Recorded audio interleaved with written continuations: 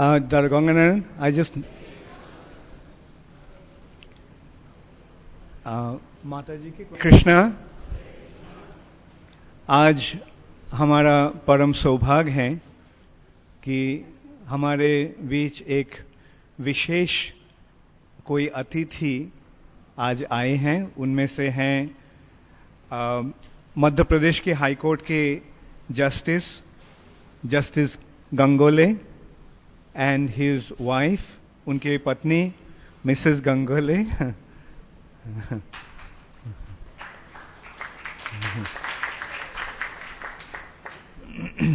और हमारे पास साथ आए हैं एडिशनल जज mister A.K. Tiwari. Oh, he left. Okay. अच्छा। और दे okay okay. Hare Krishna. I got it's okay.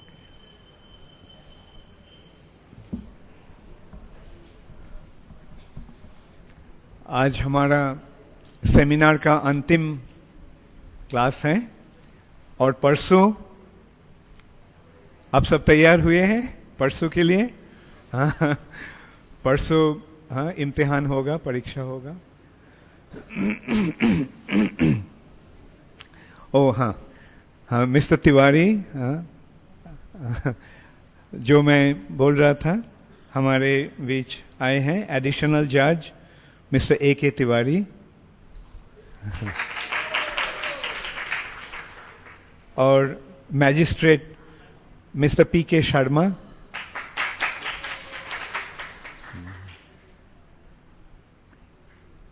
बहुत धन्यवाद, आप सब आए हैं। ये हम तो मानते हैं कि ये हमारा बहुत सौभाग्य है।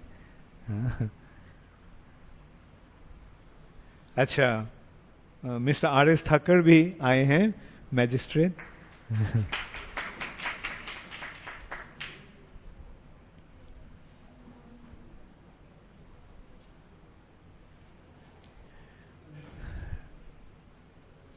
तो आज हम शुरू करेंगे 29 से 45 तक हम कल तक किए थे, वो हम एक साथ उसको गाएंगे।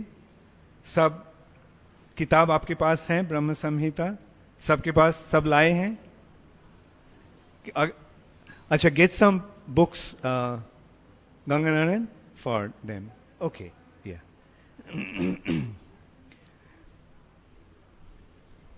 Justice Gangole, we are discussing about Brahma Samhita.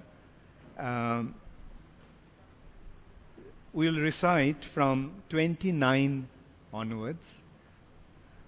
We had covered the whole book since last three days.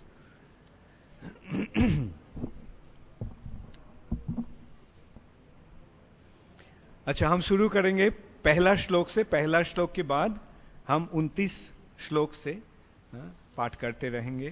पहला श्लोक, ईश्वरः परम कृष्ण सच्चिदानंद विग्रह अनादिरादिर गोविंदः सर्वकारण कारणम चिंतामणि प्रकर सद्मसुकल्प वृक्ष लक्षावृतेषु सुरभिरभिपालयन्तम् लक्ष्मी सहस्रशतसंभ्रममानम् गोविन्दमादिपुरुषं तमहं भजामि वेणुं कनन्तमरविन्ददलायताक्षम् बरहावतं समसितं बुधसुन्दरङ्गं कन्दर्पकोटिकमनीयविशेषशोभं गोविन्दमादिपुरुषं तमहं भजामि आलोलचन्द्रकलसद्वनमाल्यवंशी रत्नांगदं प्रणयकेलिकलाविलासं श्यामं त्रिभंगललितं नियतप्रकाशं गोविन्दमादिपुरुषं तमहं भजामि। अंगानि यस्य सकलेन्द्रियवृत्तिमन्ति पश्यन्ति पान्ति कलयन्ति चिरं जगन्ति आनन्दचिन्मय सदुज्ज्वलविग्रहस्य गोविन्दमादिपुरुषं तमहं भजामि। अद्वैतमच्युतमनादिमनन्तरूपम् आद्यं पुराणपुरुषं नवयौवनं च वेदेषु दुर्लभमदुर्लभमात्मभक्तो गोविन्दमादिपुरुषं तमहं भजामि।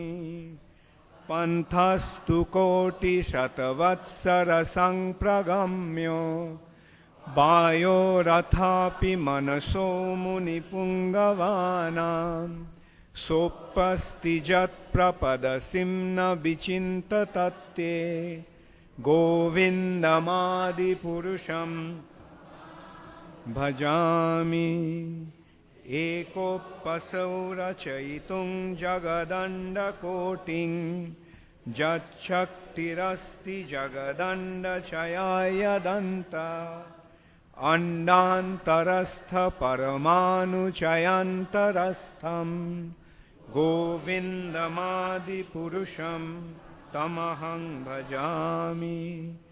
यद्भावो भावितो धियो मनुजस्तथैव सम्प्राप्य रूपमहिमा स न जानभूषा सुक्तैर्जमेव निगमप्रथितैस्तुवन्ति गोविन्दमादिपुरुषं तमहं भजामि। आनन्दचिन्मयरसप्रतिभाभिताभिस्ताभिर्जयैव निजरूपतया कलाभिः गोलोको एव निवसत्यखिलात्मभूतो गोविन्दमादिपुरुषं तमहं भजामि। प्रेमाञ्जनच्छुरितभक्तिविलोचनेन सन्तः सदैव हृदयेषु विलोकयन्ति यं श्यामसुन्दरमचिन्त्यगुणस्वरूपं गोविन्दमादिपुरुषं तमहं भजामि। रामादिमूर्तिषु कलानियमेन तिष्ठन् नानावतारमकरोद्भुवनेषु किन्तु कृष्णः स्वयं समभवत् परमपुमांजो गोविन्दमादिपुरुषं तमहं भजामि। यस्य प्रभा प्रभवतो जगदण्डकोटि कोटिशेषवसुधादिविभूतिभिन्नं तद्ब्रह्मनिष्कलमनन्तमशेषभूतं गोविन्दमादिपुरुषं तमहं भजामि। माया हि यस्य जगदण्डशतानि सूते त्रैगुण्यतद्विषयवेदवितायमाना सत्यावलम्बपरसत्यविशुद्धसत्त्वं गोविन्दमादिपुरुषं तमहं भजामि। आनन्दचिन्मयरसात्मतया मनोषु जप्राणिनां प्रतिफलं स्मरतामुपेत्य लीलायितेन भुवनानि जयत्यजस्रं गोविन्दमादिपुरुषं तमहं भजामि। गोलोको नाम्नि निजधाम्नि तले च तस्य देवी महेश हरिधाम श्रुतेषु तेषु ते ते प्रभावनिचया विहितश्च येन गोविन्दमादिपुरुषं तमहं भजामि। सृष्टिस्थितिप्रलयसाधनशक्तिरेका छायेव यस्य भुवनानि बिभर्ति दुर्गा। इच्छानुरूपमपि यस्य च चेष्टते सा गोविन्दमादिपुरुषं तमहं भजामि।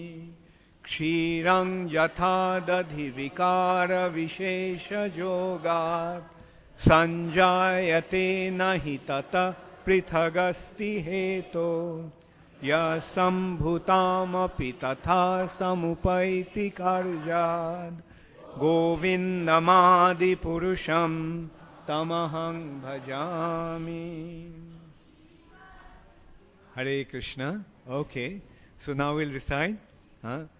अब हम ये 45 श्लोक तक हम कर चुके हैं। तो अब जो हम पहले जो विचार किया था इस ग्रंथ में जो वर्णन किया है, उसको जो विस्तार हम किया था, उसके फिर से थोड़ा सा संक्षेप में हम चर्चा करेंगे। पहले तो ये सवाल पैदा होता है, ब्रह्म संहिता क्या है? ये संहिता का मतलब है जो विशेष कोई महान व्यक्ति जो उपदेश देते हैं, जो निर्देश देते हैं, वो संहिता के रूप में उसको संकलन किया गया है। जैसे मनु का जो निर्देश है वो है मनु संहिता, और ब्रह्मा जी का जो निर्देश है ये है ब्रह्म संहिता।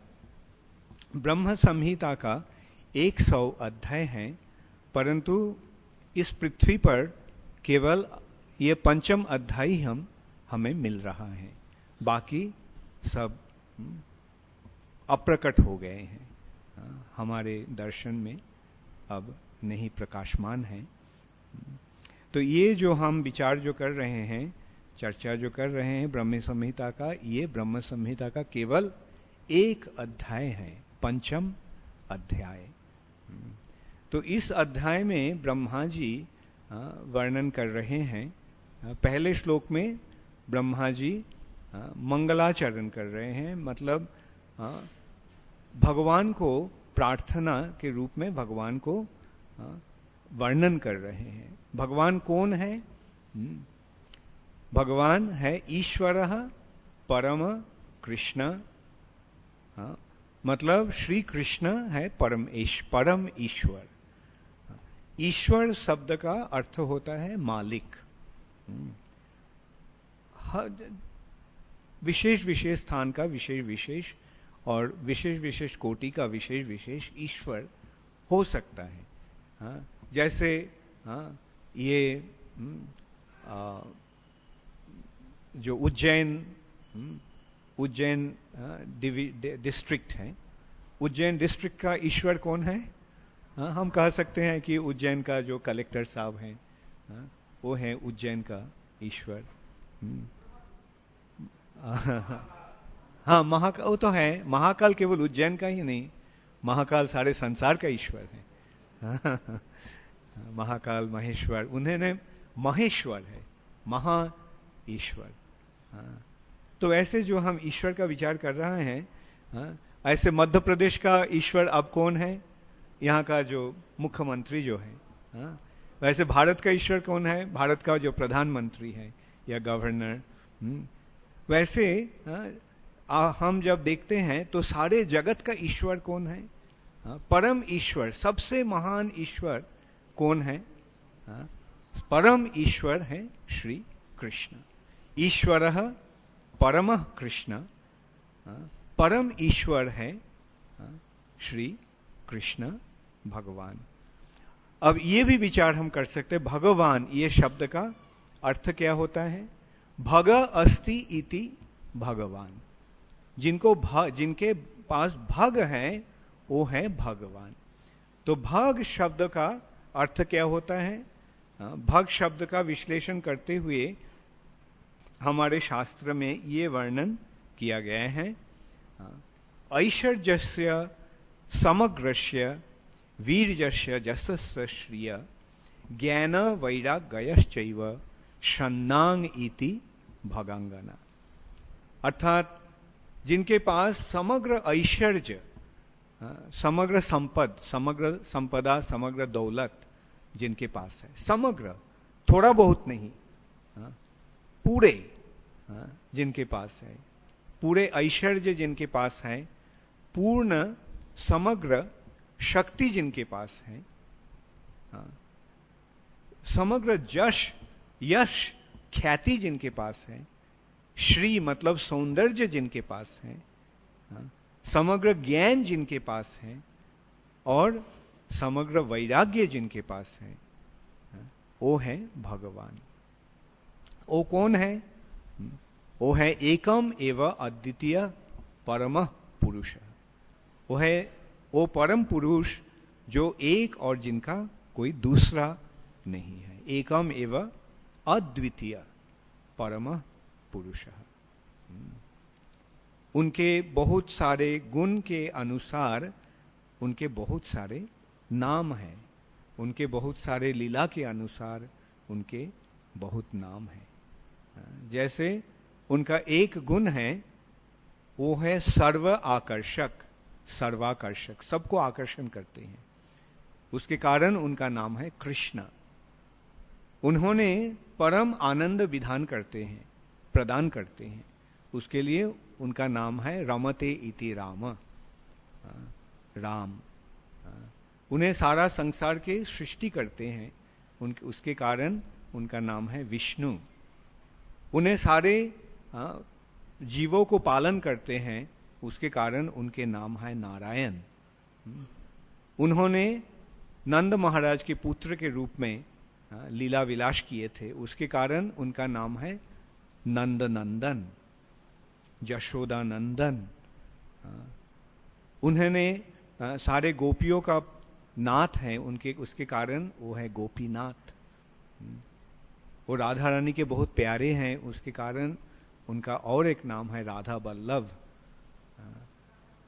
उन्होंने फिर नर, मनुष्य और सिंह के रूप में प्रकट हुए थे, कोई विशेष लीला प्रदर्शन करने के लिए, उसके कारण उनका और एक नाम है नृसिंह, नरसिंह। ऐसे भगवान की अनंत लीला और अनंत गुण के अनुसार उनके अनंत नाम हैं, परंतु वो एक एवं अद्वितीय हैं। तो और उनका जो विग्रह, उनका जो रूप है, वो है सतचित आनंद। वो कुछ, उनका जो रूप हमारा जैसा पंचभौतिक नहीं है, मिट्टी पानी अग्नि वायु आकाश से जैसे हमारा शरीर का प्रकाश हुआ है, उनका रूप ऐसा नहीं है। उनका रूप है सतचित आनंद। ईश्वर परम कृष्ण सच्चिदानंद विग्रह। सत का मतलब जो नित्य है, उनका रूप नित्य, अपरिवर्तनीय, अविनाशी, उसके कारण वो है उन्होंने सत उन्होंने पूर्ण चेतन है और सारे चेतना उनमें से ही प्रकाश होता है, उसके कारण वो है चित, और उन्होंने है आनंदमय। तो ये तीन आध्यात्मिक वस्तु सत चित आनंद के द्वारा उनका विग्रह प्रकाशमान है। ईश्वर परम कृष्ण सच्चिदानंद विग्रह, और उन्होंने अनादि के भी आदि, उन्होंने अनादि के, जिसका अनादि का मतलब जिसका आदि नहीं है, उसका भी आदि है। अनादिर आदिर गोविंद, और उन्होंने सर्व कारण कारणम, सारे कारणों का कारण है वो परमेश्वर भगवान श्री कृष्ण। ईश्वर परम कृष्ण सच्चिदानंद विग्रह, अनादिर आदिर गोविंद, सर्व कारण कारणम। उसके बाद ब्रह्मा जी ने वर्णन कर रहे हैं भगवान जहां विराज करते हैं वो कैसी स्थान है। वो स्थान एक सहस्र पत्र कमलं गोकुलाक्षं महत्पदम तत्कर्णिकारं तद्धाम तद अनंतांश संभवम। भगवान का जो धाम है गोलोक, वो एक सहस्र पत्र मतलब हजारों पंखुड़िया से बना युक्त एक कमल के भांति। सहस्र पत्र कमलम गोकुलाखंग, और उस स्थान का नाम है गोकुल। गोकुलाखंग महत्पदम, और उस कमल का जो कर्णिकार है वो कर्णिकार है भगवान का धाम, और उस धाम का विस्तार हुआ है अनंत की प्रभाव से, अनंतांश संभवम। ऐसे भगवान के धाम वर्णन करने के बाद ब्रह्मा जी ने वर्णन किया है कैसे उनका उद्भव हुआ, और जैसे भगवान के गर्भोदोक्षाई विष्णु के नाभि कमल से एक कमल का उत्पत्ति हुआ था, और उस कमल में ब्रह्मा जी विराज हुए थे। ब्रह्मा जी को प्रकाश हुआ था। तो ब्रह्मा जी को जब प्रकाश हुआ था, इस भौतिक जगत में ब्रह्मा जी जब आए तो ब्रह्मा जी का पूर्ण ज्ञान का विकास हुआ आंखें खोलते ही, परंतु उनको अतीत का कोई ज्ञान या कोई स्मृति नहीं था। उनको पता नहीं था कि वो कौन है। तो उन्होंने सोचा कि अगर उनको पता चलेगा कि वो कहां से आए हैं, तब उनको पता चलेगा कि वो कौन है। तो ये सोचकर ब्रह्मा जी हजारों साल तक नीचे वो कमल की जो नाल है और डांटा से नीचे उतरते रहे, परंतु उस कमल का तल नहीं प्राप्त हो सका। तब ब्रह्मा जी फिर से वो कमल के ऊपर आकर बैठे। तब भगवान ब्रह्मा जी को हृदय से एक निर्देश दिया, ब्रह्मा तुम अपना चेतना को तुम अंतर्मुखी करो। और जब ब्रह्मा जी भगवान की ये निर्देश अनुसार तपस्या करना शुरू किया, मतलब उनका चेतना को बाहर से खींचकर प्रत्याहार करके अंतर्मुखी करना शुरू किया, तब भगवान अपना बांसुरी बजाकर ब्रह्मा जी को गायत्री मंत्र प्रदान किया। और ब्रह्मा जी ने उस गायत्री को ध्यान करके ध्यान के माध्यम ब्रह्मा जी को हृदय में दिव्य ज्ञान का प्रकाश हुआ। इसका मतलब ब्रह्मा जी भगवान को साक्षात दर्शन किए। और ब्रह्मा जी ने जब भगवान को दर्शन किया तो भगवान के दर्शन के साथ साथ भगवान जहां विराज करते हैं उस स्थान का भी दर्शन हुआ उनका, और उन स्थान का वर्णन किया, भगवान का वर्णन किया, और भगवान के साथ इस भौतिक जगत का क्या संयोग है, और भौतिक जगत के सारे वस्तुओं के साथ, सारे व्यक्तियों के साथ उनका क्या संपर्क है, आध्यात्मिक जगत का और भौतिक जगत का। ब्रह्मा जी, ये भगवान का जो स्थिति है उसका वर्णन ब्रह्मा जी करना शुरू किया। तो जैसे ऐसे वर्णन दो श्लोक 2 से 28 तक ऐसे ब्रह्मा जी का वर्णन हुआ।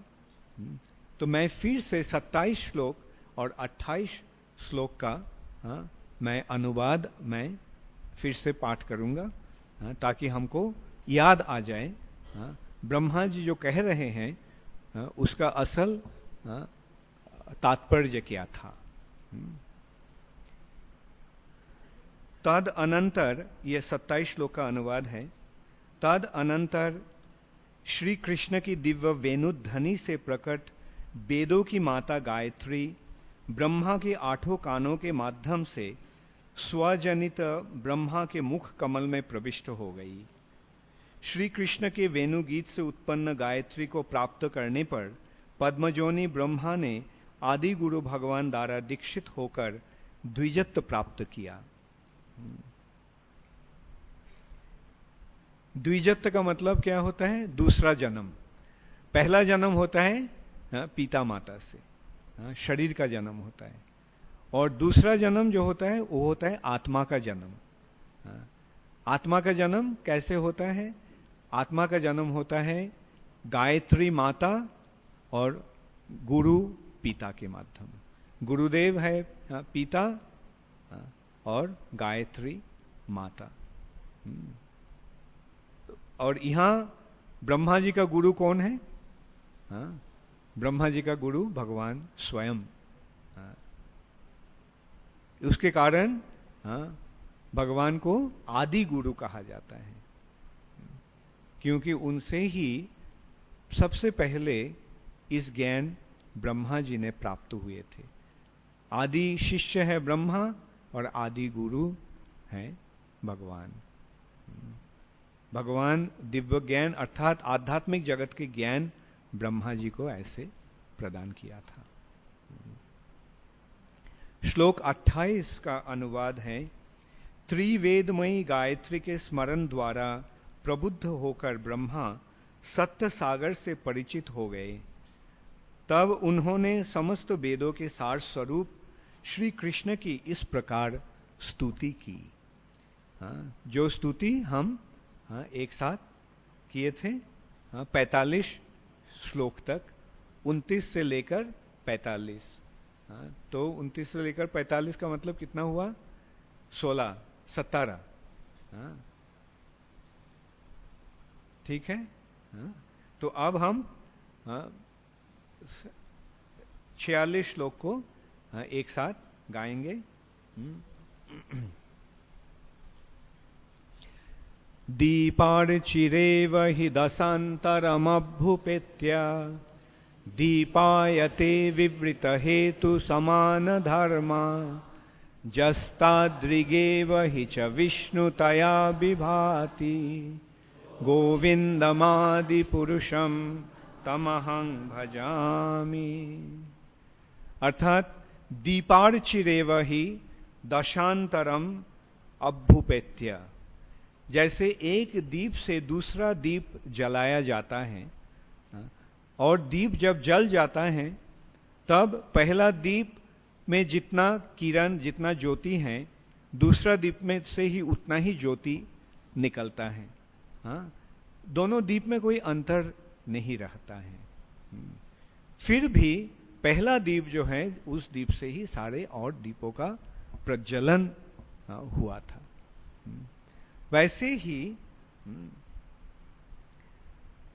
भगवान से विभिन्न अवतारों का प्रकाश हुआ है, जो मैं पहले विचार किया था। रामादि मूर्तिषु कला नियमेन तिष्ठन् नाना अवतारम अकरोद भुवनेषु किंतु कृष्ण स्वयं समभवत परमः पुमांजो। ये सारे अवतारे जो अवतारों भगवान का ही, श्री कृष्ण का ही विस्तार है और वो विस्तार में कोई अंतर नहीं है। उसका भी वर्णन यहाँ हो रहा है। जैसे हम 10 अवतार को यहाँ भगवान का यह 10 अवतार का वर्णन हुआ है और श्रीमद् भागवत में भगवान को 21 अवतार का वर्णन हुआ है। श्रीमद् भागवत में 21 अवतारों का वर्णन करने के बाद क्या बताया गया? वहां वर्णन किया गया कि एते चांश कला पुंश कृष्णस्तु भगवान स्वयं। इन सब भगवान के अवतार हैं, परंतु श्री कृष्ण ही स्वयं भगवान है। एते चांश कला पुंश कृष्णस्तु भगवान स्वयं। इस ऐसा ही वर्णन ब्रह्म संहिता भी पहले हो चुका है कि नाना अवतारम अकरोद भुवनेषु किंतु कृष्ण स्वयं समभवत परमः पुमांजो। तो उसका विश्लेषण यहाँ हो रहा है कि दीपार्चिरेव हि दशांतरम अभ्युपेत्य दीपायते विवृत हेतु समान धर्मा। जैसे एक दीपक की लौ दूसरे दीपक में पहुंचकर यद्यपि दोनों दीपकों में पृथक रूप से जलती है परंतु गुणों में एक समान होती हैं, उसी प्रकार जो स्वयं को विभिन्न प्रकाशों में समान रूप से प्रदर्शित करते हैं, उन आदि पुरुष भगवान गोविंद का मैं भजन करता हूं। तो भगवान और भगवान का अवतारों में अंतर क्या है? कोई अंतर नहीं है। एक ही पुरुष, गोविंदम आदि पुरुषम, एक ही व्यक्ति प्रकाश करते हैं अपने आप को। ऐसे जैसे उस रोज हम एक दृष्टांत दिया था भगवान का विभिन्न अवतारों में से अंतर कैसा होता है, याद है आपको? मैं एक जज का दृष्टांत दिया था और अब हमारे समक्ष जज साहब उपस्थित है। मैं एक दृष्टांत दे रहा था कि हाई कोर्ट का जो जज है, उनको कोर्ट में उनको सब माय लॉर्ड करके संबोधन करते हैं। एक रूप से कोर्ट में उनको दर्शन किया जाता है। उन्होंने जब क्लब में जाते हैं तब उनका दोस्तों ने क्या बोलते हैं, जस्टिस सो एंड सो। और उनका घर में जब उन्हें जाते हैं तब उनका पत्नी उनको एक रूप से संबोधन करते हैं, उनका माता उनको अपना बच्चा के रूप में संबोधन करते हैं, उनके लड़का लड़की अपना पिता के रूप में उनको संबोधन करते हैं। एक ही व्यक्ति हैं, भिन्न भिन्न स्थान में उनका प्रकाश भिन्न भिन्न रूप जैसा होता है, परंतु व्यक्ति एक ही है। वैसे ही भगवान का सारे अवतारों जो हैं वो एक ही भगवान का भिन्न भिन्न रूप से प्रकाश होता है। भगवान का फिर और एक विचार ये हमको याद रखना, भगवान का प्रकाश दो रूप से होता है, एक है स्वांश, एक है विभिन्नांश। स्वांश क्या है? भगवान जो अपने आप को विस्तार करते हैं, स्व अंश जो है अवतार, और विभिन्न अंश जीव। हम सब भगवान का विभिन्न अंश हैं। हम भगवान से अलग हैं, मतलब हम भगवान से दूसरा है। और भगवान का अवतार और भगवान में कोई अंतर नहीं है, परंतु हम और भगवान में अंतर है। कैसे? भगवान है परम पुरुष और हम है उनका अंश। कैसे? जैसे सूरज और सूरज का किरण कण, सूरज का किरण कण में भी सूरज का गुण का प्रकाश होता है। सूरज का एक छोटा सा किरण कण में भी सूरज का जो गुण है वो गुण का प्रकाश होता है, परंतु एक कण सूरज नहीं है। जैसे पानी और पानी का एक बूंद और समुंदर, पानी का बूंद भी पानी और समुंदर भी पानी, परंतु कोई भी एक बूंद को समुंदर नहीं कहेंगे। वैसे ही जीव और भगवान में अंतर है। गुण के अनुसार एक है, परंतु आयतन की विचार से अंतर है। तो दीपार्चिरे वही दशांतरम अभ्युपेत्य दीपायति विवृत हेतु समान धर्म। उनका धर्म समान, गुण उनमें समान है। जैसे हम देख रहे हैं यहां भगवान का एक अवतार क्या है, मीन के रूप में, मछली के रूप में भगवान अवतरण किए थे। क्यों? प्रलय की समय वेद को उद्धार करने के लिए। प्रलय पयधि जले धृतवान असि वेदम विहित बहित्र चरित्रमखेदम केशव धृत मीन शरीर। भगवान मीन मत्स्यावतार के रूप में अवतरण किए थे। तो कृष्ण और मीन में, मत्स्यावतार में कोई अंतर है? नहीं, वो कृष्ण ही है। उसके बाद कूर्म, उसके बाद बराह, उसके बाद नृसिंह, उसके बाद वामन, उसके पश्चात परशुराम, उसके पश्चात श्री रामचंद्र, श्री बलराम, बुद्ध और कल्कि। एक ही भगवान का विशेष विशेष रूप में अवतरण।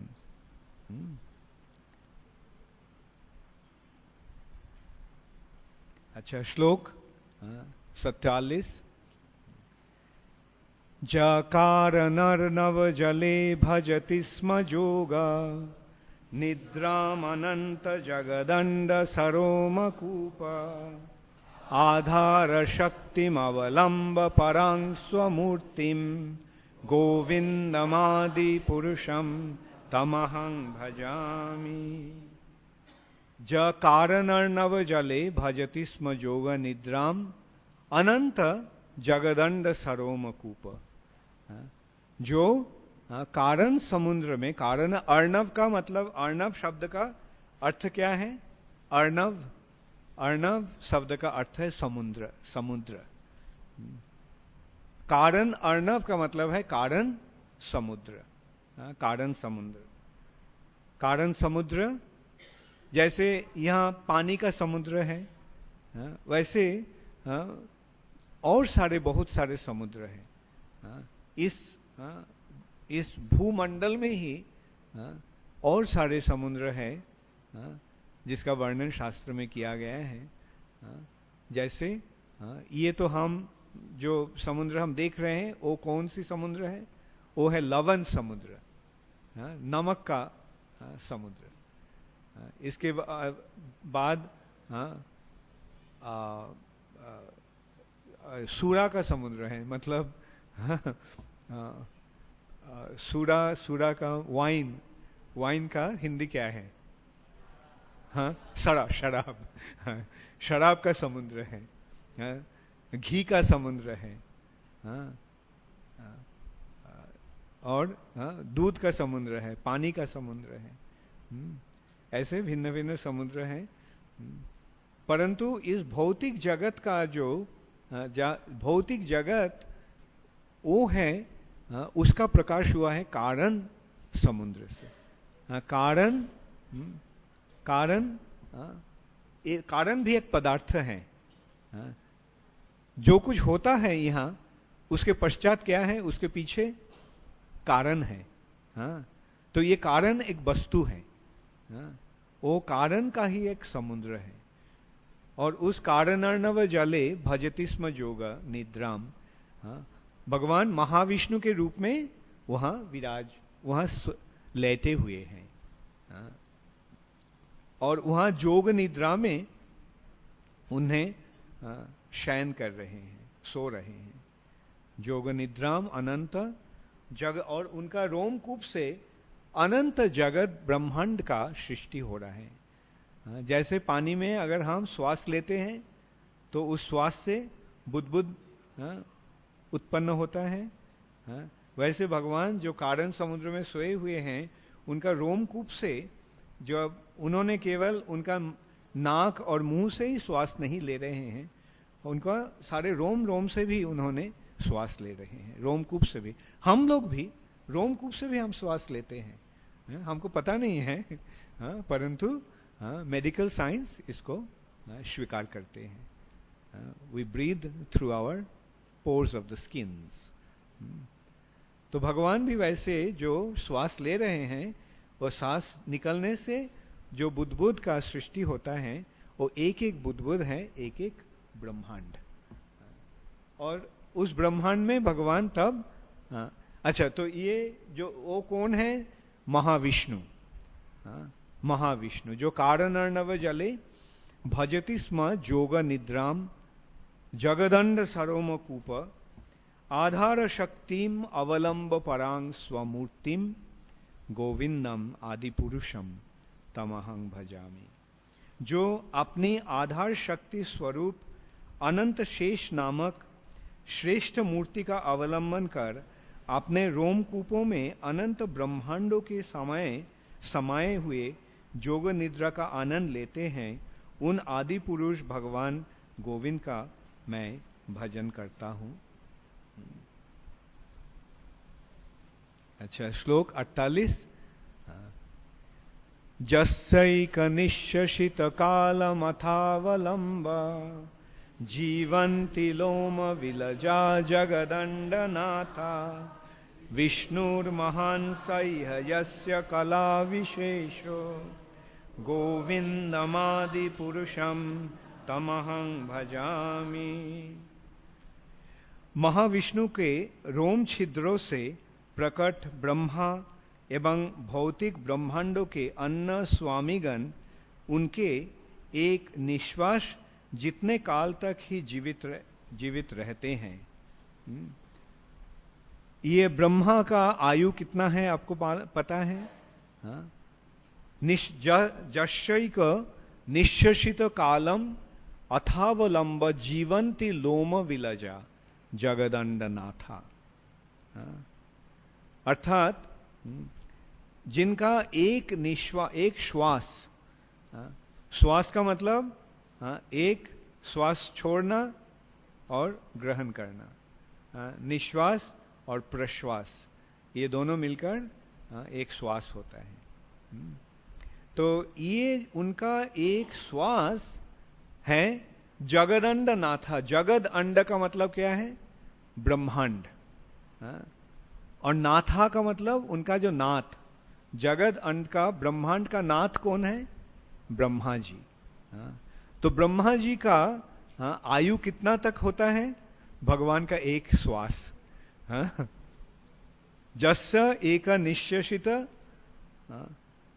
जस्य एक निश्चित कालम अथावलंब, वो काल, वो समय को अवलंबन करके जिनका जीवन का स्थिति होता है। जस्यैक निश्चित कालम अथावलंब जीवंती लोम विलजा, उनका रोमकूप से निकला हुआ एक ब्रह्मा, लोम विलजा जगदंड, रोमकूप से उत्पन्न हुआ जो ब्रह्मांड, उसके नाथ, मतलब ब्रह्मा के। केवल एक ही ब्रह्मा नहीं, असंख्य ब्रह्मा है, असंख्य ब्रह्मांड है और असंख्य ब्रह्मा जी भी है। परंतु उनका आयु का स्थिति हम ऐसे विचार कर सकते हैं, ब्रह्मा जी का एक दिन का आयतन कितना होता है? सहस्र युग पर्यंतम, 1000 चतुर्युग। चतुर्युग का मतलब सत्य, त्रेता, द्वापर, कली, ये 4 युग मिलकर एक चतुर्युग होता है। तो ये चतुर्युग का स्थिति कितना? जैसे सत्य, त्रेता, द्वापर, कली, ये कली युग का स्थिति कितना है? 432,000 साल। 4,32,000 साल। और द्वापर युग का स्थिति कितना है? 8,64,000 साल। त्रेता युग का स्थिति कितना? 12,96,000 साल। और सत्ययुग का स्थिति कितना? 17,28,000 साल। तो ये 4 इकट्ठा करके कितना होता है 4 युग का? 42,32,000 साल। मतलब ना 43,20,000 साल। 4.32 मिलियन, 4.32 मिलियन ईयर्स। और 1000 ऐसे चतुर्युग से ब्रह्मा का एक दिन होता है।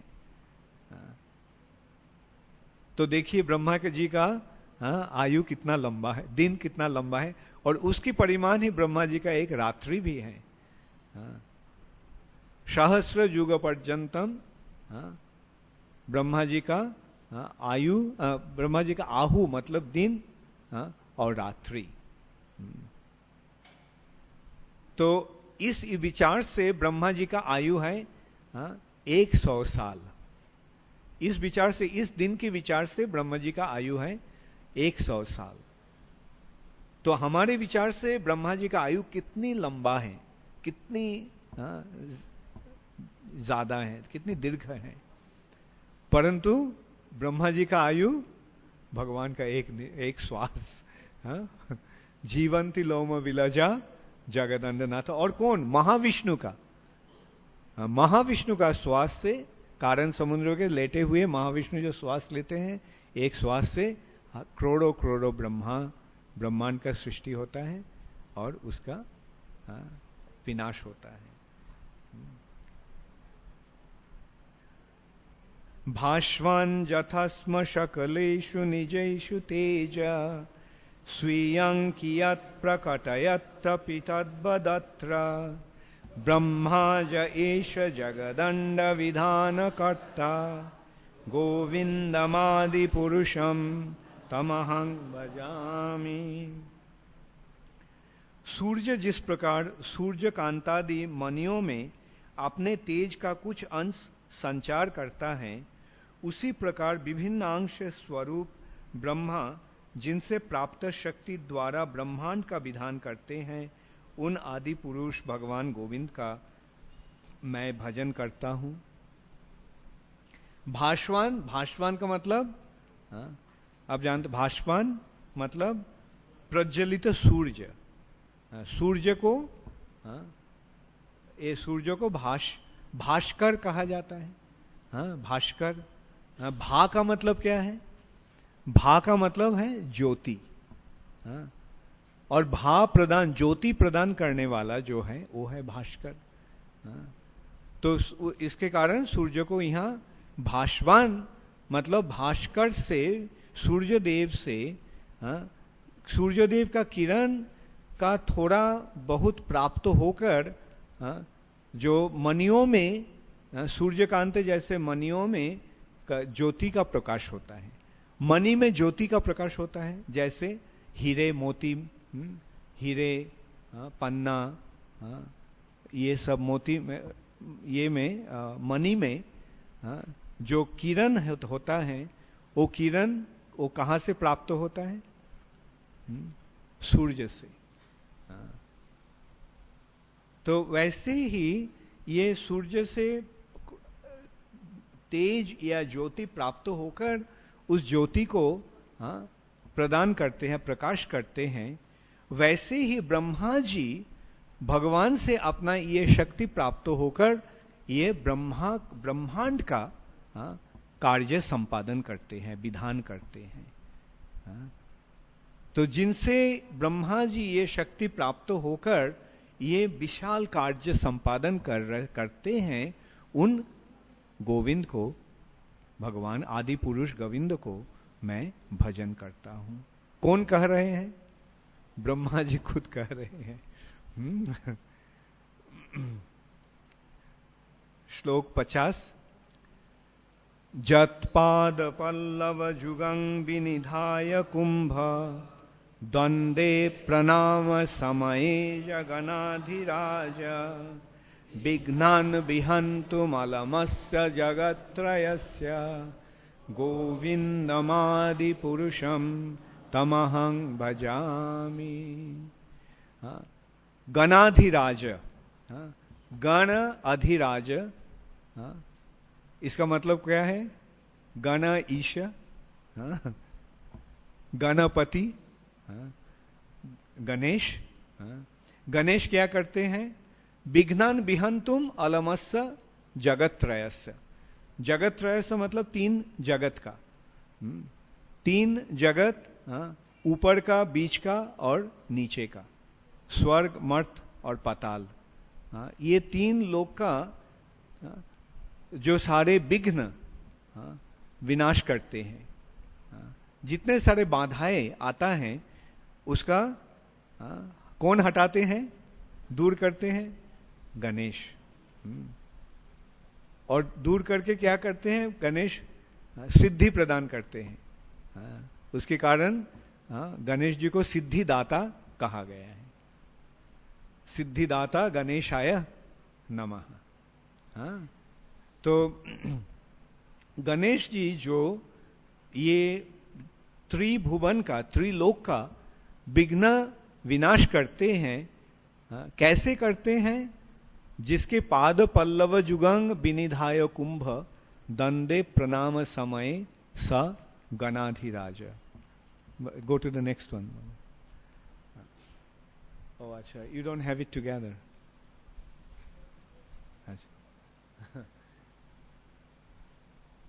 तो it's all right, don't worry. तो यहाँ वर्णन हुआ है कि गणेश के ये शक्ति कहाँ से मिल रहा है? It's all right, don't worry, just show it. जत पाद पल्लव जुगंग। पाद पल्लव मतलब चरण कमल। दो चरण कमल अपना सर पे, कुंभ उनका तो हाथी का ये है, मस्तक है, वो हाथी का जो ये जो सामने जो ये है उसको कुंभ कहा जाता है। जत पाद पल्लव युगं विनिधाय कुंभ दंडे प्रणाम समय सगनाधिराज विघ्नन विहंतुम अलमस्य जगत्रयस्य। जिनके पाद पल्लव चरण कमल अपने सिर पर धारण करके ब्रह्म गणेश ये सारे त्रिलोक का त्रिभुवन का सारे विघ्नों को विनाश करते हैं, उनको मैं, उन गोविंद को, आदि पुरुष गोविंद को मैं भजन करता हूं। तीनों लोकों के समस्त विघ्नों का विनाश करने हेतु शक्ति प्राप्त करने के उद्देश्य से जिनके चरण कमलों को श्री गणेश अपने मस्तक के दोनों कुंभ पर धारण करते हैं, उन आदि पुरुष श्री गोविंद का मैं भजन करता हूं। श्लोक 51।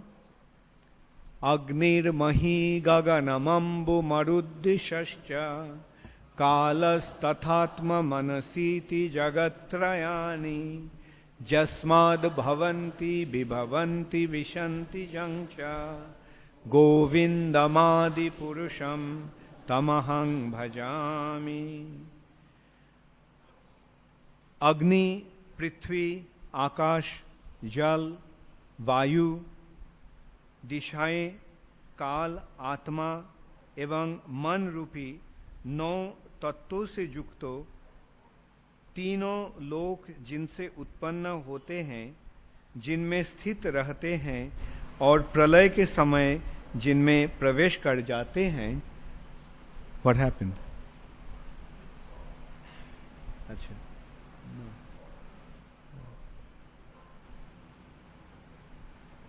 actually you mixed up that 53 is that. Okay. अग्निर्महि गगनमंबु मरुद्दिशश्च कालस तथात्म मनसीति जगत्त्रयानि। ये 3 जगत का जो अग्नि, मही मतलब पृथ्वी, आकाश, जल, वायु, दिशाएं, काल, आत्मा एवं मन रूपी 9 तत्व से युक्त तीनों लोक जिनसे उत्पन्न होते हैं, जिनमें स्थित रहते हैं और प्रलय के समय जिनमें प्रवेश कर जाते हैं, उन आदि पुरुष भगवान गोविंद का मैं भजन करता हूं। श्लोक 52। जच्चक्षुरेश सविता सकल ग्रहाणां राजा समस्त सुरमूर्तिरशेष तेजा जस्याज्ञया भ्रमति संभृतो कालो चक्रो गोविंदमादि पुरुषं तमहं भजामि। जच्चक्षुरेश सविता सकल ग्रहाणां। सविता, सविता कौन है? सविता सूर्य देव का नाम है। और सूर्य देव समस्त ग्रह का राजा है। राजा समस्त सुरमूर्ति और अशेष तेजा, उनका तेज अशेष है, अंतहीन है। और वो सूर्य देव जत चक्षुरेश, उनका आंखें हैं भगवान का। और जस्साग गया भ्रमति संभृत कालो चक्र, काल के चक्र में आरोहण करके उन्होंने भ्रमण करते हैं। इस भ्रमण के कारण सूर्य का उदय होता है और अस्त होता है। तेज से पूर्ण सूर्य इस जगत के नेत्र हैं। वे समस्त ग्रहों के अधिपति हैं। सारे ग्रह जो हैं, नक्षत्र हैं, ग्रह हैं, उनमें सबसे सर्वोत्तम कौन, सबसे श्रेष्ठ कौन है? सारे ग्रहों में से सूर्य। तो उसके कारण सूर्य को राजा समस्त सुरमूर्ति, समस्त ग्रहों के अधिपति के रूप में वर्णन किया गया है। अनंत तेज से पूर्ण समस्त देवताओं के प्रतीक हैं। उन आदि पुरुष भगवान गोविंद का मैं भजना करता हूं जिनकी आज्ञा से वे सूर्य काल चक्र पर चढ़कर भ्रमण करते रहते हैं। सूर्य क्यों भ्रमण कर रहा है? यस्याज्ञया, भगवान की आज्ञा के अनुसार, भगवान के आदेश के कारण। 53 धर्मोऽथ पाप निचय श्रुतयस्तपांसि ब्रह्मादि कीट पतगावधयश्च जीवा जद्दत्तमत्र विभव प्रकट प्रभावा गोविंदमादि पुरुषम तमहं भजामि। समस्त धर्म, पाप समूह, वेद, तपस्याएं और ब्रह्मा से लेकर कीट पतंग तक समस्त प्रकट जीव जिनके द्वारा प्रदत्त शक्तियों से पालित होते हैं, उन आदि पुरुष भगवान गोविंद का मैं भजन करता हूं। हाँ, सो ब्रह्मादि कीट पतगावधयश्च जीवा।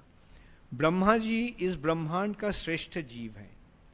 ब्रह्मा जी से शुरू करके कीट या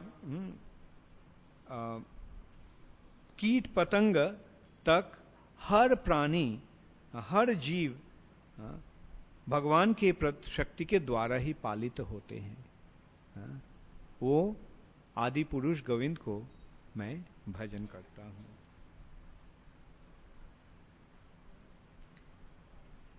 श्लोक 54 जस्तिन्द्र गोपमथ वेन्द्र महोस्वकर्म बंधानुरूप फल भाजन मातनोति कर्माणि निर्दहति किंतु च भक्ति भाजान गोविंदमादि पुरुषम तमहं भजामि।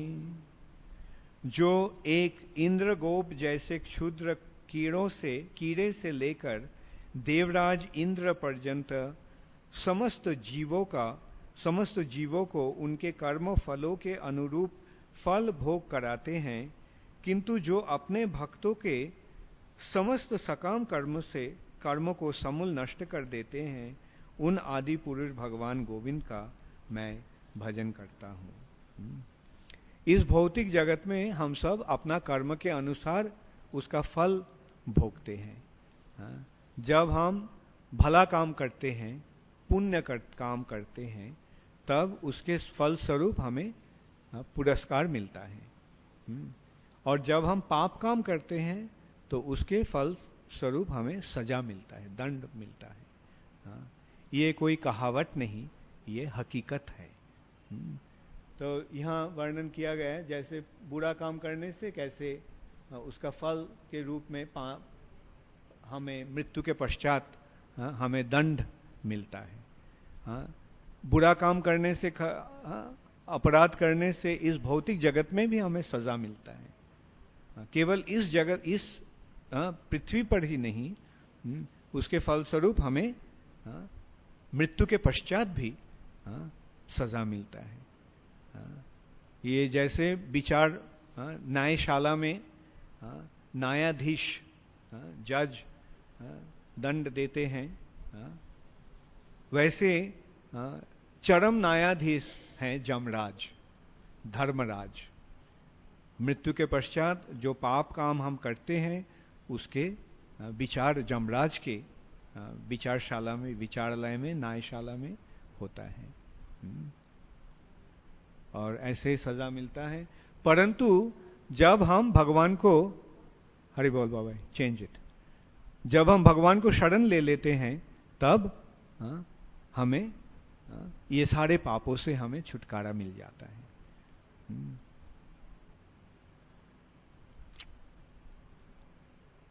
जब हम भगवान को भक्ति करते हैं तब हम ये भौतिक जगत के समस्त पापों से मुक्त होकर हम भगवान के पास वापस जाते हैं, जिसके बारे में भगवान खुद कह रहे हैं, भगवान स्वयं कह रहे हैं भगवत गीता में। आपको याद है, सर्वधर्मान परित्यज्य मामेकम शरणं ब्रज अहं त्वां सर्व पापेभ्यो मोक्षयिष्यामि मा शुचः। जो पाप हम किए हैं सारे पापों से भगवान हमें मुक्त कर देंगे जब हम भगवान को शरण ले लेते हैं। भगवान को शरण लेने से हम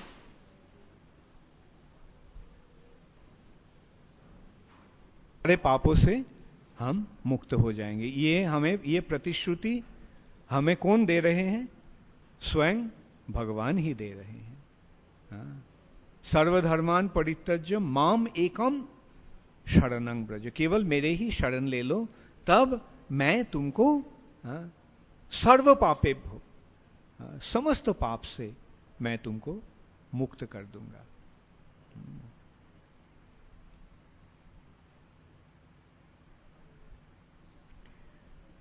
श्लोक 55।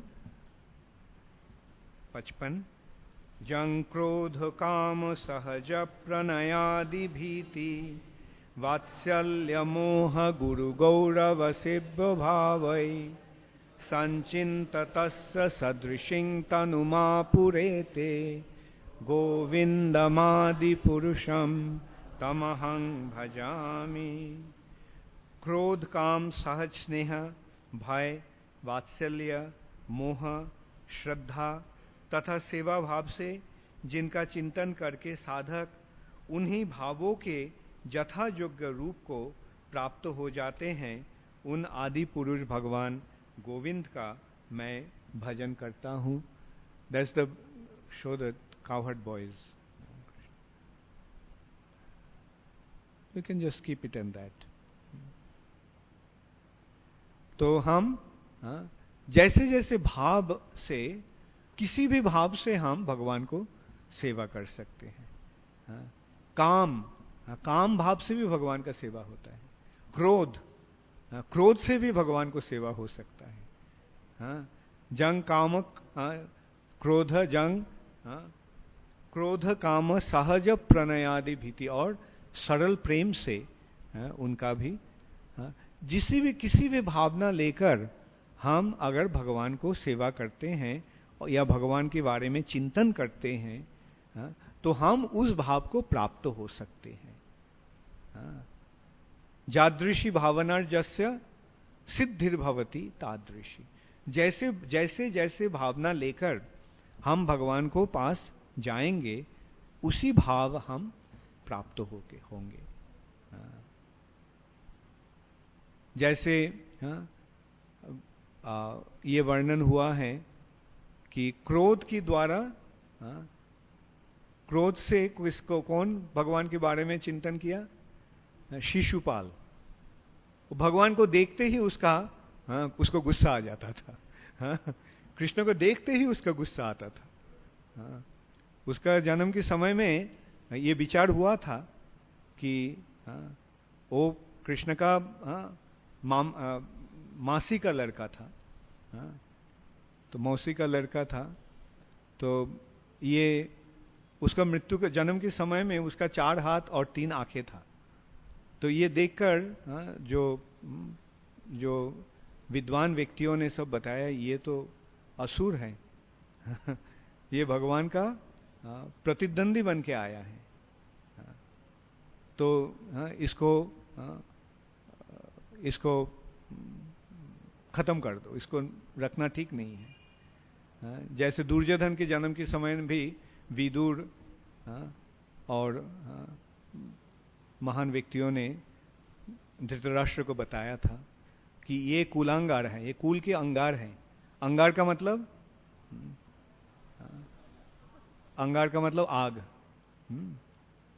तो अंगार से, आग से क्या होता है? जल जाता है।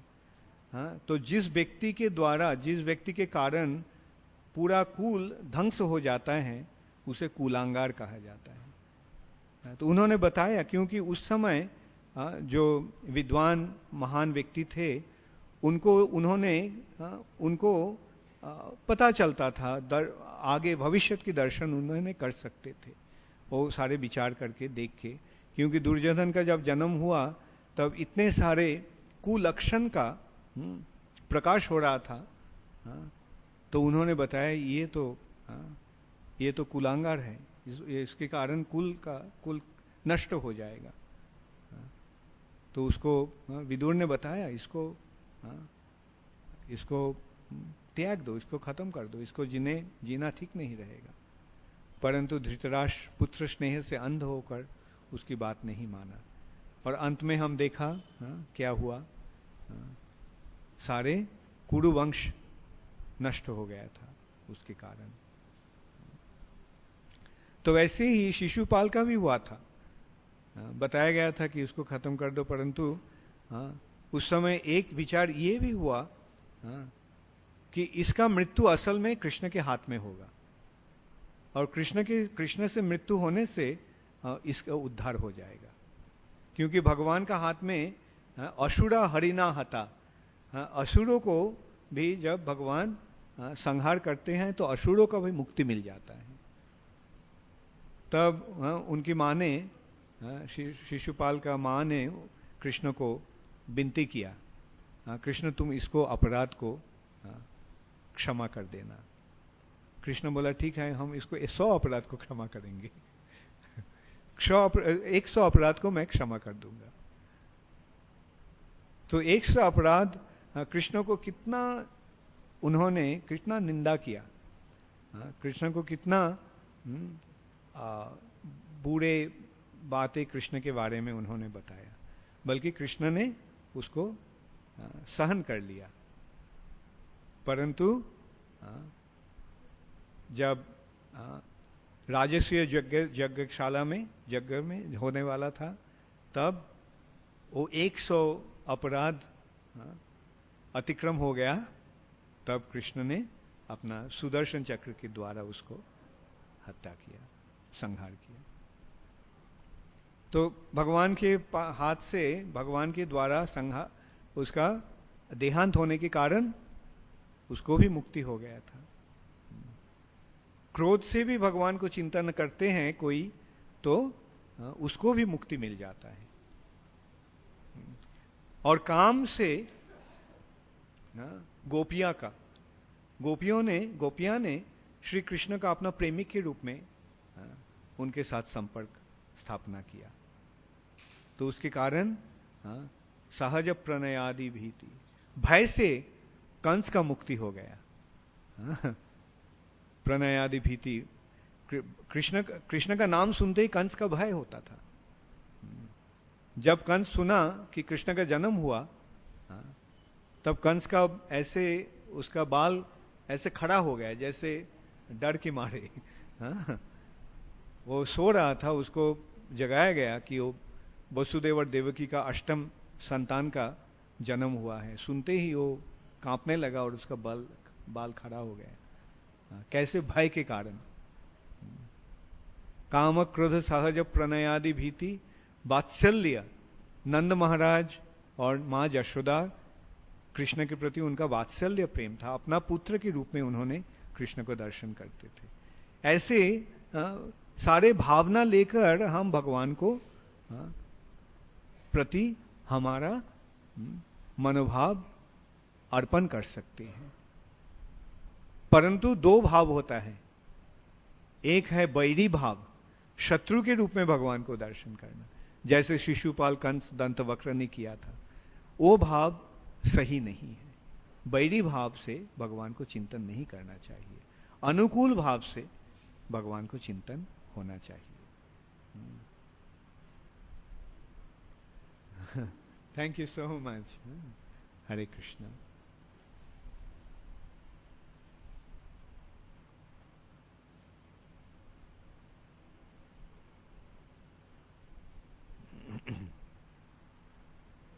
संचिंततस्य सदृशिं तनुमापुरेते, गोविंदम आदि पुरुषम तमहं भजामि।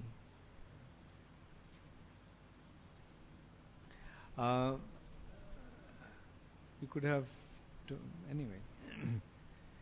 अच्छा, श्लोक 56 में वर्णन हुआ है, श्रिय कांता कांता परम पुरुष कल्पतरुगो, ध्रुमा भूमिश्चिंतामणि गानमयि तोयममृतम्, कथा गानं नाट्यं गमनमपि वंशी प्रिय सखी चिदानन्दं ज्योति परमपि तदश्रद्धम् अपि च सजत्र क्षीराब्धि स्रवति सुरभिभश्च सुमहान् निमेषार्धाखो वा व्रजति नहि जत्रापि समय भजे श्वेतद्वीपं तमहमिह गोलकम् इति जं विदन्तस्ते सन्त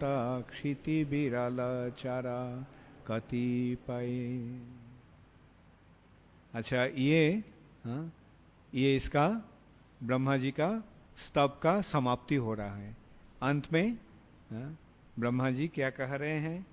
मैं उस श्वेतद्वीप नामक दिव्य धाम को भजता हूँ जहाँ प्रिय लक्ष्मियाँ अपने शुद्ध भाव से परम पुरुष कृष्ण की अपने एकमात्र प्रेमी के रूप में सेवा करती हैं, जहाँ प्रत्येक वृक्ष कल्पतरु है, जहाँ की भूमि वांछित चिंतामणि है, सारा जल अमृत है, सारे शब्द गीत हैं, सारा गमन नृत्य है, वंशी जहाँ प्रिय सखी हैं, जहाँ की ज्योति चिदानंदमय एवं परम दिव्य जीव आनंदमय और आश्वस्त हैं, जहाँ अनगिनत सुरभि गाय चिन्मय महाक्षीर सागरों को प्रवाहित करती हैं, जहाँ चिन्मय काल का नित्य अस्तित्व है, जिसमें सदा वर्तमान ही रहता है और भूत भविष्य नहीं होने के कारण अर्ध क्षण भी नहीं बीतता है, और जो इस जगत में विरले भगवनिष्ठ संतों द्वारा ही गोलोक के रूप में जाना जाता है। तो इस विचार हम पहले भी किया था। हाँ, चिंतामणि प्रकट सद्मसु, पहला श्लोक। हाँ, ब्रह्मा जी क्या बोल रहे थे? भगवत धाम की जगह कैसी है? चिंतामणि से बना हुआ है।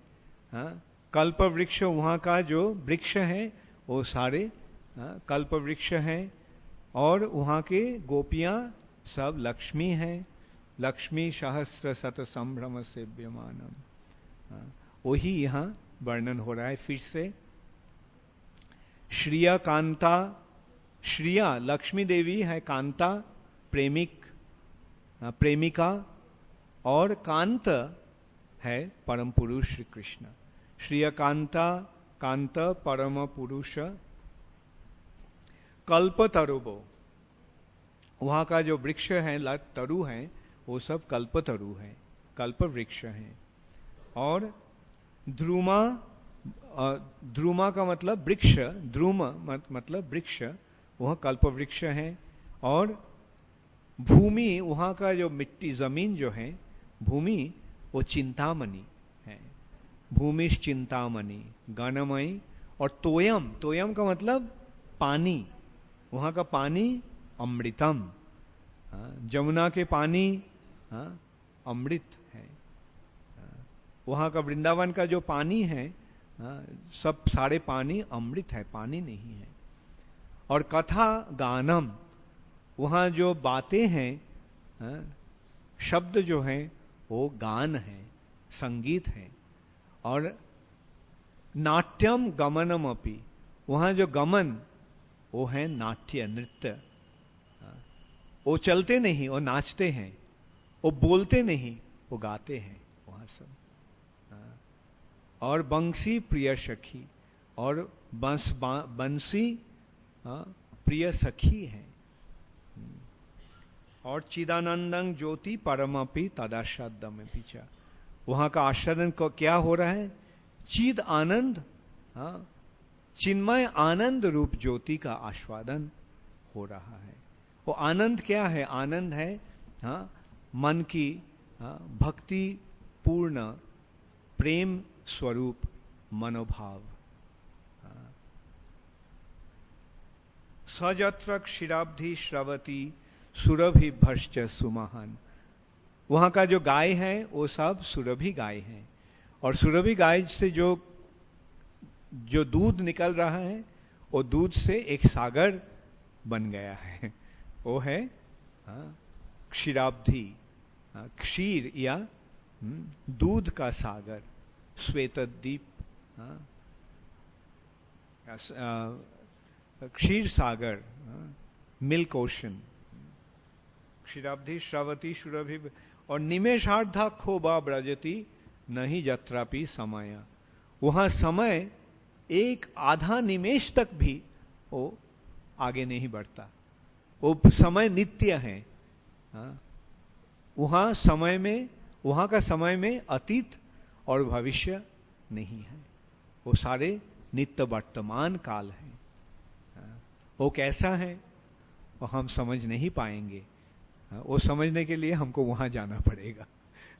वहां जाने से ही हमको पता चलेगा कि समय कैसे एकदम समय नित्य वर्तमान है। निमेषार्धा खोबा ब्रजती नहीं जत्रापि समय, अर्थात अर्ध क्षण भी नहीं बीतता समय, वह अर्ध क्षण भी, निमेषार्धक, निमेष का मतलब है वो आंखों में पलक पड़ने में जो समय लगता है उसको निमेष कहा जाता है। वो आधा निमेष तक भी समय नहीं बीतता है वहां।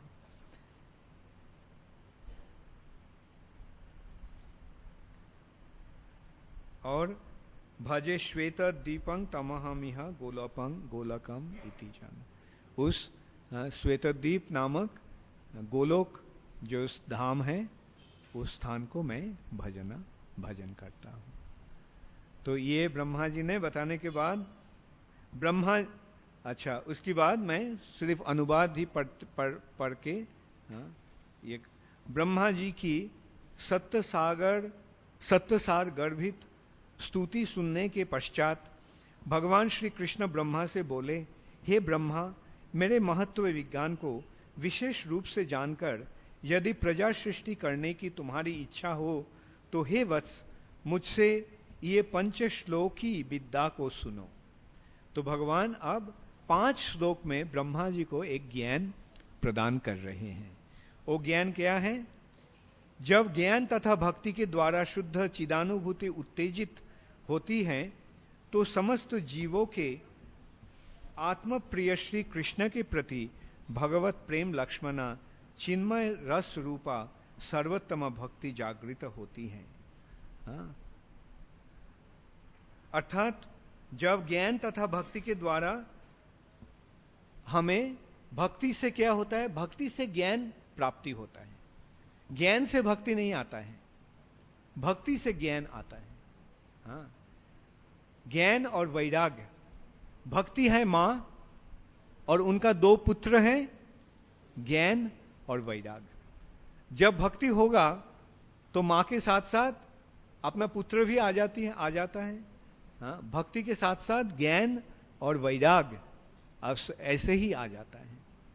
हाँ, ज्ञान वैराग्य युक्तया, ये भक्ति ज्ञान और वैराग्य से युक्त है। तो भक्ति के कारण जब ज्ञान के द्वारा, भक्ति और ज्ञान के द्वारा जब शुद्ध चिद अनुभूति उत्तेजित होती है, मतलब चिद अनुभूति, हृदय का अनुभूति, कौन सी अनुभूति? भगवान के प्रति प्रेम। तब क्या होता है?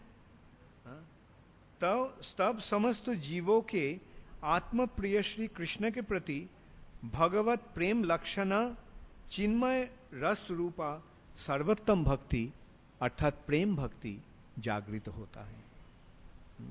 हम जब भगवान को भक्ति करते हैं तो उससे क्या होगा? हमारे हृदय में भगवान के प्रति प्रेम उत्पन्न होगा। सर्वोत्तम भक्ति की प्रति शास्त्र प्रमाण, सदाचार तथा निरंतर स्वरूप उपलब्धि के अभ्यास द्वारा शनै शनै होती है। सर्वोत्तम भक्ति क्या है? सर्वोत्तम भक्ति है, सर्वोत्तम भक्ति है माधुर्य भक्ति। मधुर रस में ब्रज गोपियां ने जिससे जैसे भगवान को भक्ति किए थे, भगवान के प्रति ब्रज गोपियां को जो प्रेम था वही है सर्वश्रेष्ठ भक्ति। प्रेमा पुमार्थ महान, ये प्रेम ही सबसे सर्वोत्तम भक्ति है। सर्वोत्तम भक्ति की प्राप्ति शास्त्र प्रमाण, सदाचार तथा निरंतर स्वरूप उपलब्धि के अभ्यास द्वारा शनै शनै होती है। शनै शनै का मतलब शीघ्र, जल्दी जल्दी प्राप्त हो जाता है। परंतु ये कैसे कैसे इसको अभ्यास करना चाहिए? शास्त्र के द्वारा, मन की कल्पना के द्वारा नहीं, शास्त्र के निर्देश के अनुसार सदाचार करके और निरंतर स्वरूप उपलब्धि के अभ्यास द्वारा। हमारा स्वरूप क्या है? हमारा स्वरूप में हम भगवान का दास हैं, अर्थात भगवान के दास के रूप में जब हम भगवान को प्रभु समझकर भगवान के दास के रूप में हम भगवान को सेवा करते रहेंगे, और वो सेवा कैसी होना चाहिए? शास्त्र के प्रमाण और साधुओं के निर्देश के अनुसार। तब जल्दी जल्दी ही, अति शीघ्र ही ये सर्वोत्तम भक्ति का प्राप्ति होगा, जिससे अधिक श्रेयस्कर कुछ भी नहीं है, जिसके द्वारा परम आनंद की प्राप्ति होती है और जो मुझे प्राप्त करने में समर्थ है, मेरी उस प्रेम भक्ति का ही साधन करना चाहिए। कौन सी भक्ति का साधन करना चाहिए? प्रेम भक्ति का। प्रेम भक्ति का मतलब क्या है? भक्ति कितनी प्रकार की होता है? भक्ति वैसे 3 प्रकार की हो सकता है। एक है कर्म मिश्रा भक्ति, एक है ज्ञान मिश्रा भक्ति। कर्म मिश्रा भक्ति का मतलब है इस भौतिक जगत में कुछ प्राप्ति के लिए जो भक्ति, उसे कर्म मिश्रा भक्ति कहा जाता है। और इस जगत से मुक्ति प्राप्त होने के लिए जो भगवान की सेवा या भक्ति, उसको ज्ञान मिश्रा भक्ति कहा जाता है। परंतु ये कर्म और ज्ञान को त्याग कर, कुछ प्राप्ति के आशा नहीं करके, केवल भगवान की प्रीति साधन करने के लिए जो भक्ति है, वही है शुद्ध भक्ति या प्रेम भक्ति। तो उस प्रेम भक्ति को ही साधन करना चाहिए। मतलब इस भौतिक जगत में कुछ प्राप्ति के लिए भगवान को सेवा नहीं करना चाहिए, या तो इस भौतिक जगत से मुक्ति प्राप्त कामना करके भी भगवान को सेवा नहीं करना चाहिए। तो कैसे भगवान को सेवा करना चाहिए? प्रेम से। प्रेम का मतलब क्या होता है? प्रेम से कुछ क्या प्राप्ति का इच्छा रहता है? नहीं। जो असल प्रेम जो है, उसमें उससे कुछ प्राप्ति का इच्छा नहीं रहता है। मैं भगवान को प्रेम ना करके नहीं रह सकता हूं, ये है प्रेम का लक्षण। जैसे गोपियां ने कहती थी, राधा रानी कहती है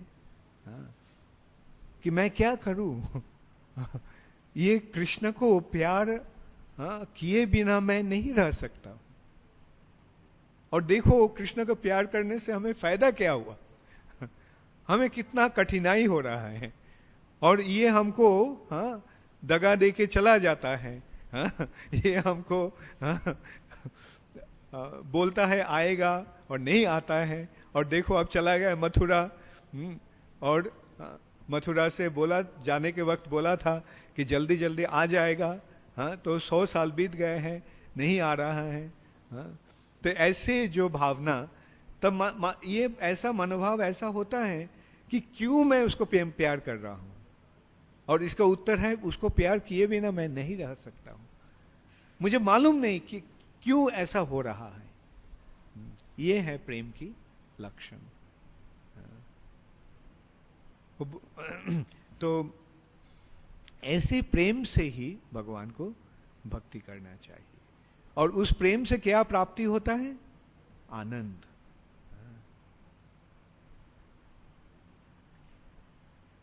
अच्छा, ये जो 61 श्लोक जो है वो हम पढ़ रहे हैं, श्लोक को भी धर्मान अन्नान परित्यज्य मामेकं भज विश्वसन जादृशी जादृशी श्रद्धा सिद्धिर्भवति तादृशी कुर्वन् निरन्तरं कर्म लोकोऽयम् अनुवर्तते तेनैव कर्मणा ध्यायन् मां परां भक्ति मिच्छति। हाँ, तो ये श्लोक कुछ याद देता है? हाँ हाँ, बहुत अच्छा। सर्वधर्मान परित्यज्य माम एकम शरणं ब्रज, एक ही शब्द है ना? हाँ, एक ही मतलब है, एक ही अर्थ है। धर्मान अन्नान परित्यज्य मामेकं भज विश्वसन, विश्वसन जादृशी जादृशी श्रद्धा सिद्धिर्भवति तादृशी। हे ब्रह्मा, तुम मेरा ही शरण ले लो, जैसे भगवान कृष्ण को भी, कृष्ण ने अर्जुन को भी बताया था, सर्वधर्मान परित्यज्य मामेकं शरणं ब्रज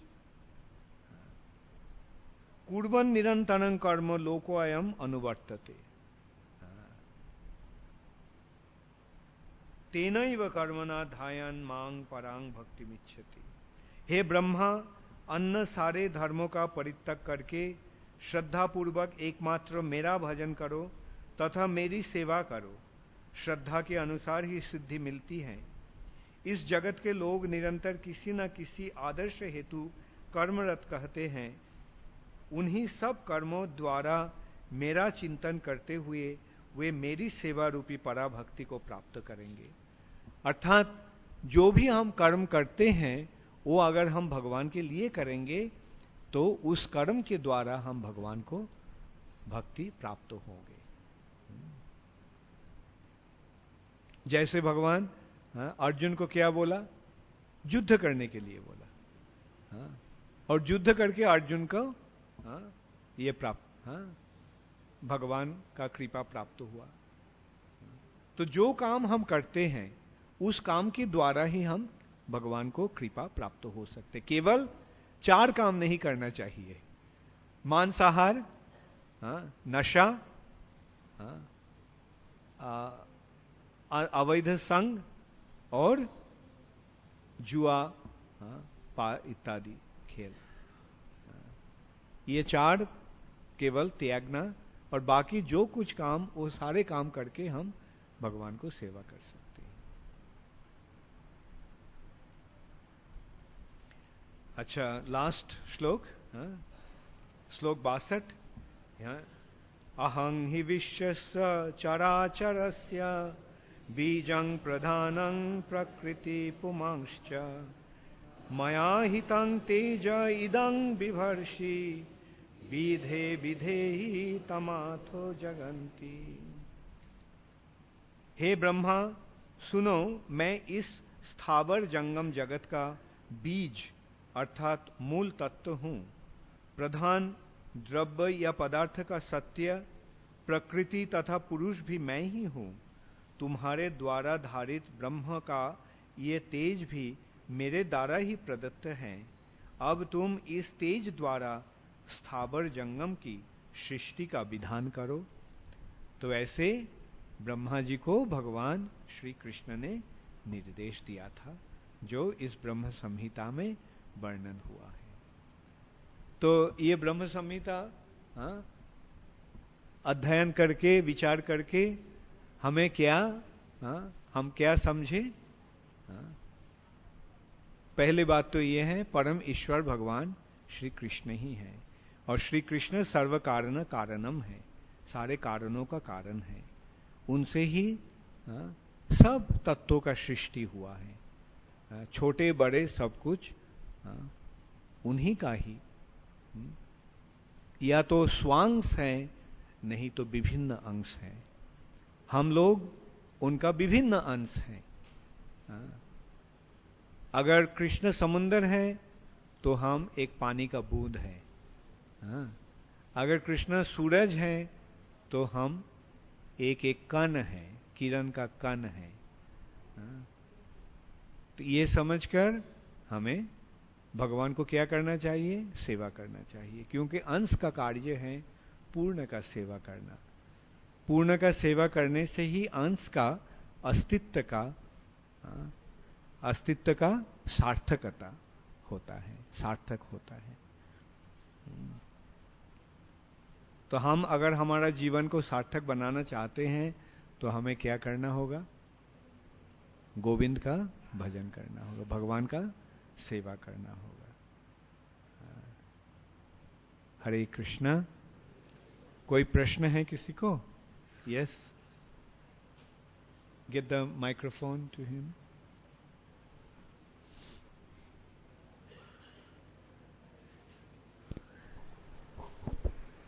कृष्णा महाराज, आपने कल बताया था कि भगवान हमारे हृदय में विराजित हैं, फिर हमारे मन में बुरे विचार कैसे आते हैं?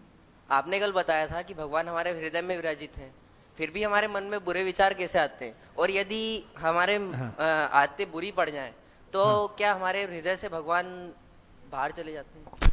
हाँ, अगर हम भगवान को सुनता तब बुरा विचार नहीं होता था। भगवान को तो हम सुन नहीं रहे हैं। भगवान है परंतु भगवान की ओर तो हम देख नहीं रहे हैं, हम दूसरे ओर देख रहे हैं, भौतिक जगत की ओर देख रहे हैं, है ना? तो उसके कारण हमें हमारा ये बुरा भावना, बुरा कार्य हो रहा है। परंतु जब हम भगवान को मान लेंगे, हाँ, मतलब मुंह जब हम भगवान की ओर कर लेंगे, तब भगवान ही हमें निर्देश देंगे, जैसे भगवान अर्जुन को दिए थे, हाँ, जैसे यहाँ भगवान ब्रह्मा जी को दे रहे हैं। हाँ, तब हम सही ढंग से कार्य करने में सफल होंगे, है ना? हाँ, क्यों? उपद्रष्टा अनुमंता च। भगवान देख रहे हैं हम क्या कर रहे हैं, उपद्रष्टा, दर्शन कर रहे हैं, और अनुमंता, अनुमोदन कर रहे हैं कि हमको क्या प्राप्ति होना चाहिए और नहीं होना चाहिए। हाँ, ये दर्शक के रूप में भगवान, साक्षी के रूप में भगवान दर्शन कर रहे हैं हमको, और प्रतीक्षा कर रहे हैं कब हम हमारा मुंह उनकी ओर घुमाएंगे। जब हम उनकी ओर देखते हैं, तब भगवान हमको अपना बना लेते हैं।